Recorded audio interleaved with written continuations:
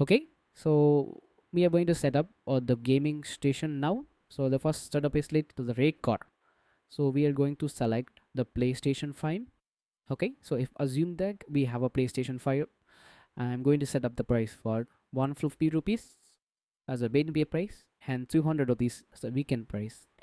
So we can add with the controllers extra controller price here.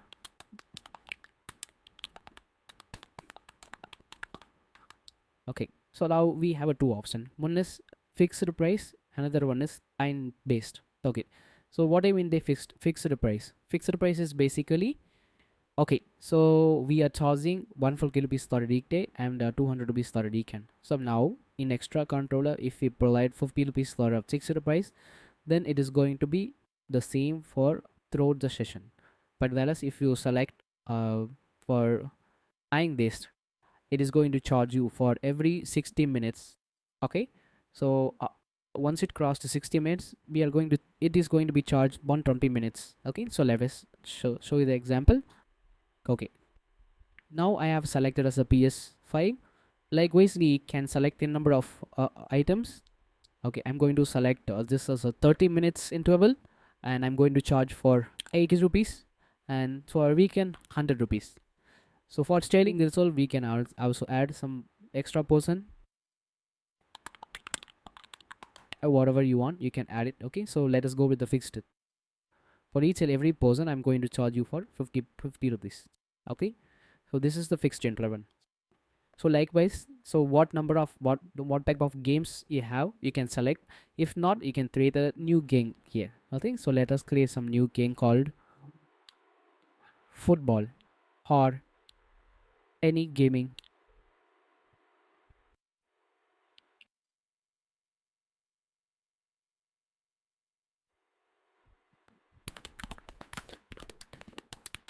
Okay, so I'm going to increase a new game type, and this is going to be for every 30 minutes. I'm going to charge you for 100 rupees for weekday and 150 rupees for weekend.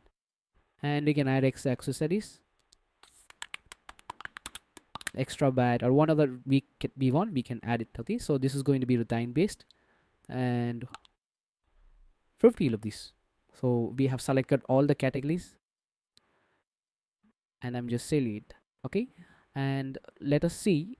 We have some different keys. Okay, so in the Xbox, so I'm going to charge for different time slot. Assume that I have a different pricing level. Okay, so let us select for 30 minutes if customers playing. So I'm going to for charge for 50 rupees. Okay, and the same customer if they wanted to play for 1 hour, so I'm going to charge only 80 rupees instead of 100 rupees. I'm going to charge only 80 rupees. Okay, so likewise we can add a number of slots here, so based upon our customer, shop need. Okay, so assume that we have 120 90 minutes, and this is going to be 100 rupees. So they can customize the price based upon our shop needs. So assume that 120 rupees is going to be like 160 or 170 one other. So you can set up the various price based upon that interval. Okay, so here also you can add some kind of exercise price. So I'm going to select this either fixed or the time based. Okay, so assuming that I'm going to charge for every 30 minutes, I'm going to charge controller for 40 rupees. Okay, so we have added all the categories. Let us save the changes. Okay, so it is saved. In manage resources, we are going to add a number of resources. Okay, so let me add seat one, and I will choose the PlayStation 5. Okay, add resources, and likewise we can add a number of resources here, and I will add seat 2.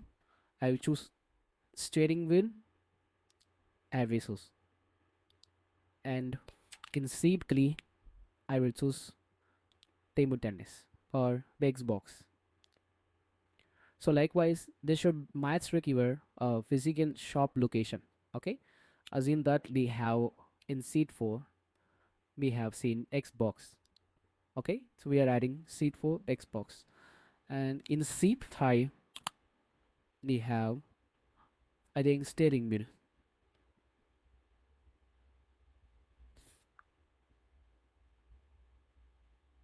So this is how we need to manage the resources. Since the already started a few seasons, so we are going to see how the building works here. Okay, so we have added a few accessories, and we added few more snacks in the C3. Okay, so now the bill value is 250. So the start time is 622. Okay, so let's click on the done button. So once we click on done button, the billing details will be displayed here. Okay, so I wanted to provide some discount for the customer. Okay, so we can have the discount, or we can add the pricing. If there is some extra, then we can add this discount here and adjustments gift. Okay, so let us give 30 rupees. Click on generate invoice. I'll just the payment modus on main pay method and click on WhatsApp. So this is how the bill will be generated to the customer WhatsApp number. And if you provide the UPI ID, so the UPI ID will be sent to them, and they can able to make a direct payment to the shop. So you can close it and simply click on the markers paid. So this is the flow of dashboard and the billing. Next, we are going to look about the manage staffs. Assume that you are a shop owner. So this particular login is based on shop owner. Okay, so if you have any staffs, you can simply create credentials and provide access to your staff. Assume that my staff name is demo staff. Okay, and I'm gonna create a username called demo user. And okay, so I'm going to create permissions. So this particular staff can modify few certain items. Okay, so he can just operate the dashboard, and he can look at the daily revenue, and he can add the snacks. That's it. So I just wanted to provide my staff only these two access. Okay, let us click on create credentials. So the credentials has been created. Okay, so let us click on copy the username, and we'll go to logout. Just provide this username password to your staff. So let them using this credentials, and they can see only dashboard is running and the daily revenue menu. Okay, so they'll have access only to the manage snacks. So whatever the access we have selected in the staff option. Okay, so if you want to extend more features, like you can provide the access based upon your needs. Okay, but basically they'll be running the dashboard, and they will be adding the snacks, and they can view the daily revenue. Okay, so once the billing is done, they can look at that revenue. So this is how the manage staff feature will work. Next, we are going to look about the reporting section. Okay, so once we are done with all the setup and everything, so we are going to monitor how the reporting works. Okay, so if you go to the system usage, you'll be able to see what are all the systems are running, and what is the start time and what is the end time. So what is the usage of current usage. So this will have the dashboard view of how currently used systems are. Okay, and if you go to the daily revenue, so you could see like the billing details. So how the billing is generated, you can, if you can just view the details of each billing and all the details. Okay, so you can just go the backwards, and you can search in the future dates, and likewise we can see the monthly revenue. Okay, so assume that how much this particular shop earns the overall month. So all the information will be captured along with the invoice details. You can just go ahead and look all the informations. Okay, and let's go to the customer report. So this customer report, basically whatever the number, phone number, and the name we are saving in the dashboard, so it will be automatically captured, and we can have the entire customer reports.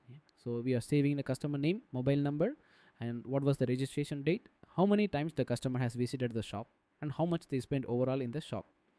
So this is the detailed report for customer. And if you go to the snacks report, so this is how the snacks report will be generated each day. Okay, so if you want to see how much the monthly revenue from the snacks, and how much we have sold for the snacks, so we have detailed report for snacks. Okay, so this will be automatically calculated once you generate the billing. Okay, so very important item is in this category is like activity timeline.